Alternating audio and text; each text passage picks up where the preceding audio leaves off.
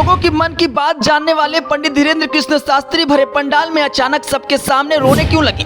अचानक बागेश्वर पंडित धीरेन्द्र कृष्ण शास्त्री अपने उन दिनों को याद करने लगे जब वो बेघर हो गए थे। जानिए उस पंडाल के दौरान उन्होंने लोगों को क्या सुना दिया कि उनके खुद के आंसू वो अपनी आंखों से रोक नहीं पाए। लोगों के मन की बात पर्चे पर लिखकर प्रसिद्धि पाने वाले पंडित धीरेन्द्र कृष्ण शास्त्री के आज लाखों अनुयायी हैं और इनके देश में बड़े बिजनेसमैन के लेकर जाने माने क्रिकेटर, बॉलीवुड स्टार और सिंगर भी शामिल हैं। लेकिन एक समय था जब धीरेन्द्र शास्त्री के पास रहने के लिए घर तक नहीं था, पहनने के लिए कपड़े तक नहीं थे, 2 वक्त की रोटी भी मुश्किल से नसीब हो पाती थी। गरीबी इस कदर हावी थी कि गांव के लोगों ने सार्वजनिक कार्यक्रम में निमंत्रण देना बंद कर दिया था। ये कहते कहते बागेश्वर धाम के सरकार पीठाधीश्वर धीरेन्द्र कृष्ण शास्त्री की आंखें भर आईं, झरझर आंसू बहने लगे, गला रूक गया और साथ ही हजारों की संख्या में जो श्रद्धालु बाबा बागेश्वर के संघर्ष भरी कहानी सुन रहे थे वो भी भावनाओं को रोक ना सके और रो पड़े।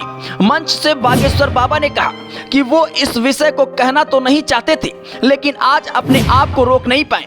कहा कि मैं जो गरीबी देखा है भगवान वो किसी को ना दिखाए। बता दें कि छतरपुर के गढ़ा में स्थित बागेश्वर धाम सरकार तीर्थ क्षेत्र में 5वां सामूहिक कन्यादान विवाह महोत्सव होने जा रहा है। महाशिवरात्रि को होने वाले इस आयोजन में 151 बेटियों के हाथ पीले कराए जाएंगे।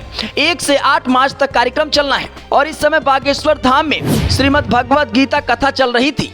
कथा के अंतिम सत्र में धीरेन्द्र कृष्ण शास्त्री श्रद्धालुओं को इस आयोजन के शुरू होने की कहानी सुना रहे थे, जिस दौरान वो भावुक हो उठे। उन्होंने बताया कि जब अपनी बहन की शादी की तब मात्र 70 कार्ड छपवाए थे और इसके बाद हम हनुमान जी महाराज की सेवा करते रहते थे और प्रार्थना करते थे कि कभी हमें सामर्थ्यवान बनाएं तो हम गरीब कन्याओं के विवाह कराएंगे ताकि किसी भाई की आंखों में गरीबी के कारण आंसू ना आए। हमने जो सहा वो दुनिया का कोई भाई ना सहे, हमने जो दुख भोगा वो दुनिया का कोई भाई ना भोगे।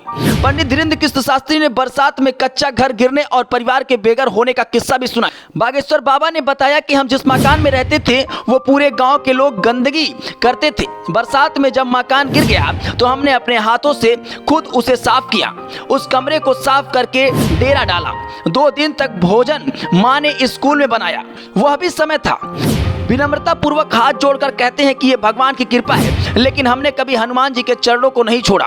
पहले हम चक्की वाले हनुमान जी के यहाँ रोज जल चढ़ाने जाते थे। सुबह 4 बजे से महामाई माता के मंदिर जाते थे, बागेश्वर धाम सरकार के दर्शन करते थे और कहते थे कि कभी कृपा करना, अगर हमारा धन्य हो तो बस इतना ही करना।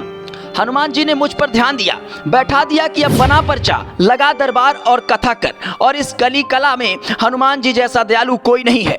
धीरेन्द्र कृष्ण शास्त्री ने कहा कि हम तो हनुमान जी के नाम का खा रहे हैं, दक्षिणा लेते हैं पर अपने सुख के लिए नहीं लेते। हम कथा की दक्षिणा लेते हैं, हमारी दान पेटियों में दान आता है, लेकिन हमने कभी मंदिरों का निर्माण नहीं किया। हम उस दान दक्षिणा को साल भर के लिए जुटा जुटा कर रखते हैं और 1 रुपए भी अगर इधर उधर होता है तो हम लड़ पड़ते हैं, क्योंकि वो हमारी नहीं बल्कि बेटियों का है।